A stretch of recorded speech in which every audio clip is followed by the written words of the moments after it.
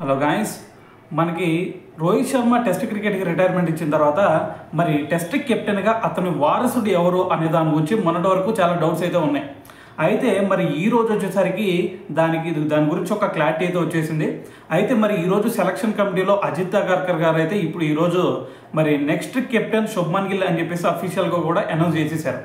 అయితే మరి దీంతో కొన్ని రికార్డులు అయితే బ్రేక్ చేశాడని చెప్పాలా మనకి శుభ్మన్ గిల్. అదేంటంటే మనకి ఇప్పటి వరకు ఇండియన్ క్రికెట్ టీంలో మరి అతి చిన్న వయస్కుడుగా మరి కెప్టెన్సీ బాధ్యతలు అందుకుంది ఎవరయ్యా అంటే మనకి మన్సూర్ అలీఖాన్ పటోడి. సో అతను చూసుకుంటే 21 ఇయర్స్ అప్పుడే మరి టెస్ట్ కెప్టెన్సీ బాధ్యతలు చేపట్టాడు.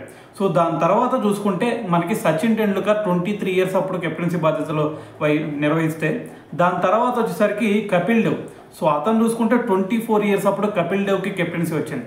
సో మరి దాని తర్వాత రవి శాస్త్రికి చూసుకుంటే 25 ఇయర్స్ అప్పుడు కెప్టెన్సీ బాధ్యతలు తీసుకుంటే దాని తర్వాత ఇప్పుడు వచ్చేసరికి మళ్ళీ మనకి Shubman Gill. So present Shubman Gill age వచ్చేసరికి 25 ఇయర్స్.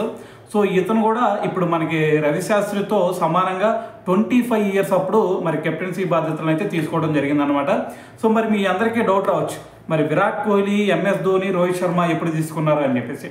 సో మరి మనకి 2008లో అనిల్ కుంబ్లే నుంచి 27 ఇయర్స్ ఉన్నప్పుడు ఎంఎస్ ధోని కెప్టెన్సీని అయితే తీసుకోవడం జరిగింది అనిల్ కుంబ్లే నుంచి. సో దాని తర్వాత ఒక 8 ఇయర్స్ కంప్లీట్ అయిన తర్వాత 2014లో సో ఎంఎస్ ధోని నుంచి విరాట్ కోహ్లీకి కెప్టెన్సీ వచ్చింది. అప్పుడు కూడా విరాట్ కోహ్లీ ఏజ్ ఎంత అంటే 27 ఇయర్స్. సో మరి దాని తర్వాత విరాట్ కోహ్లీ తర్వాత రోహిత్ శర్మకు వచ్చింది కెప్టెన్సీ. అప్పుడు రోహిత్ శర్మ ఏజ్ ఎంత అంటే 34 ఇయర్స్ అనమాట.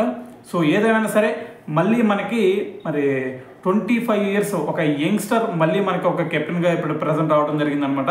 సో ఏదేమైనా సరే మరి శుభ్మన్ గిల్కి కెప్టెన్సీ ఇవ్వటం పట్ల మరి మీరేమనుకుంటున్నారు అనేది కింద కామెంట్ చేయండి.